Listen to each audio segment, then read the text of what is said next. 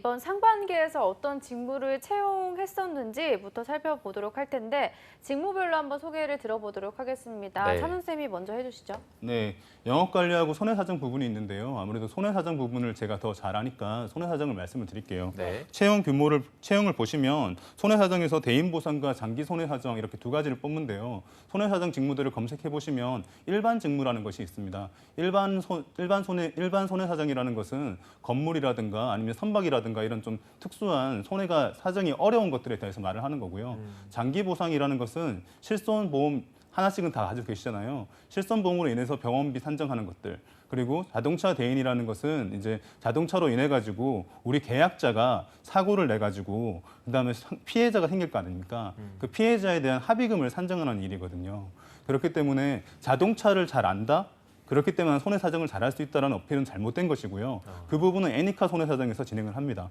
그렇기 때문에 우선은 약관에 대한 이해라든가 아니면 과실에 대한 이해라든가 각각 이해할 부분들은 상당히 많아요. 하지만 그것들을 미리 공부하고 오는 것은 손해사정사밖에 없겠죠.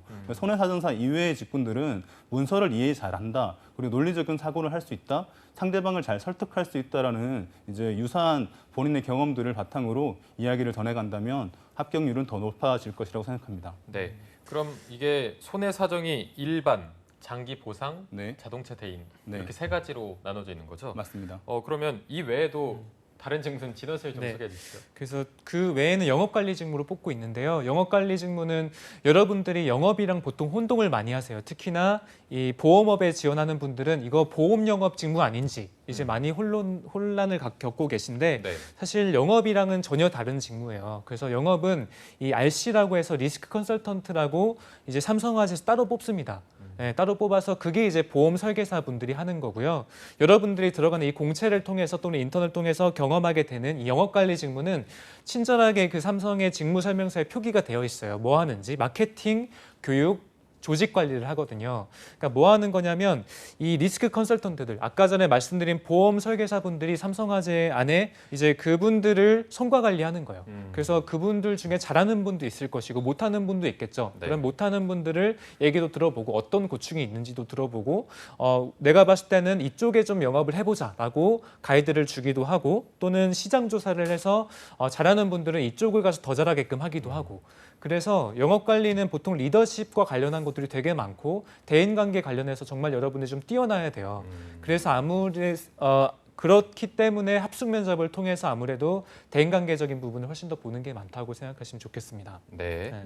그러면 이게 입사 후에 우리가 알고 있는 그 보험을 판다고 하잖아요. 맞아요. 이거랑은 아예 좀 다른 네, 거라고 전혀 보면 다르고요. 될까요? 직접 현장 영업은 전혀 하지 않습니다. 네네. 전혀 다른 직무고 아마 순환 보직이 있긴 한데 그럼에도 불구하고 실제 영업으로 가지 않아요. 그래서 여러분들이 이 영업관리 직무로 들어간다고 하면 백오피스 업무를 한다고 생각하시면 좋습니다. 그래서 현장에서 하는 보험 설계사분들을 관리하고 리더십을 바탕으로 조직 관리를 해나간다. 그래서 퍼포먼스에 대한 관리도 하고 잘하는 분들 관리해주고 뭐 보상도 해주고 교육도 시켜주고 그런 업무라고 생각하시면 좋겠습니다. 알겠습니다.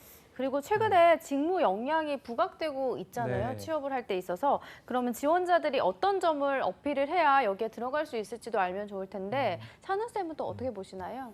직무에 대해서도 우선 제가 손해사정을 계속 맡아서 말씀드릴게요. 네. 손해사정을 말씀드리면 대인 손해사정을 경험했으니까 아무래도 직접적인 사례를 말씀드리는 게 가장 좋을 것 같습니다. 사고가 접수되고 나면 우선은 과실률을 계산하게 돼 있어요. 그리고 우리 고객의 과실이 많다면 상대에게 이제 보상해야 되는 부분도 많이 있겠죠.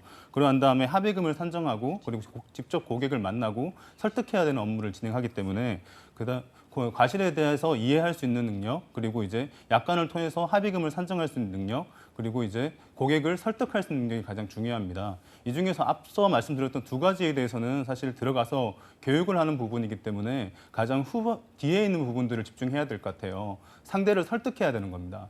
상대를 설득하기 위해서는 너무 감정적으로 해서도 안 되고 너무 논리적으로 해서도 안 돼요. 그래서 어떻게 사람을 이해하는지 그리고 그 사람을 설득하기 위해서 내가 어떠한 무기를 쓸 수 있는지 그리고 가장 더 큰 문제는 이 설득하는 과정에서 너무 무리한 설득을 했을 경우에는 민원이라는 것이 발생할 수 있는데요. 금융사에서는 민원을 가장 무서워합니다. 그렇기 때문에 민원을 발생하지 않고 예의 바르게 그 고객을 설득할 수 있는 피해자를 설득할 수 있는 것들에 대해서 유사한 경험들을 많이 어필하시는 것이 중요합니다. 네.